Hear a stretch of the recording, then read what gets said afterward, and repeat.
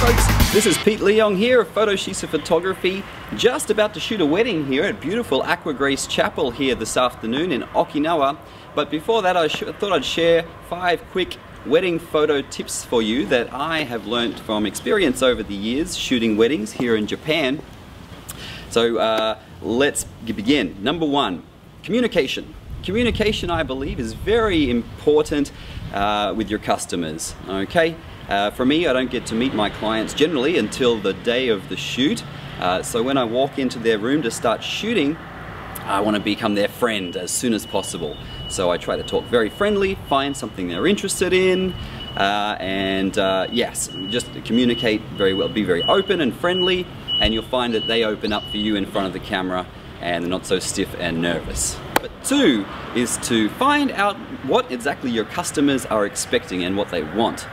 Okay, whether that be, for example, some people like a lot of funny photos, some people like natural or romantic shots.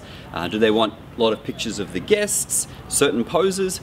Always ask them what they would like, because once you're at the end of the shoot, it's no good if they come back and say, we really wanted more of the funny shots or more pictures with our family, group shots and things like that. So again, it goes back to communication. Always talk to them and find out exactly what they're looking for their special day, because there's no retakes of a wedding. Confidence is very important on the wedding day on the photographer's part, because things can get rushed and people can get really stressed out. But you always want to display confidence, even if you are freaking out inside and you don't know, you may be getting your settings mixed up. You always want to be confident, and otherwise, if you look scared, the couple are going to look scared and they're going to freeze up in front of the camera, and you're not going to get the best shots that you could get. Especially also when you're working with large groups, things can get a little hectic and crazy. So you always want to be kind, of course, but always show that you are confident. It'll make you look very professional and your wedding day will go that much smoother. Okay, tip number 4 is shoot raw.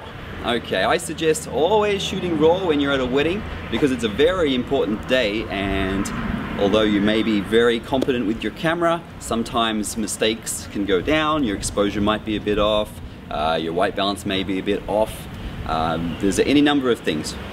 So I always shoot raw. The main reason, apart from those, is because in post-processing I may want to do things like pull back the sky, whereas if I was to shoot JPEG on a beautiful afternoon like this, I would perhaps not be able to keep some of that awesome detail, which you may not even be able to see right now. But shooting raw gives you a safety net and a lot of latitude to do post-processing and fine-tune things. So always shoot raw.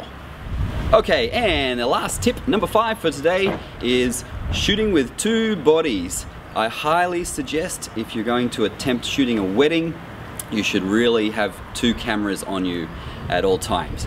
Because if you're in the middle of, say, a ceremony and one camera was to die, which has happened to me more than once before, you're stuck. You've got nothing to do. You could maybe pull out your iPhone and shoot with that.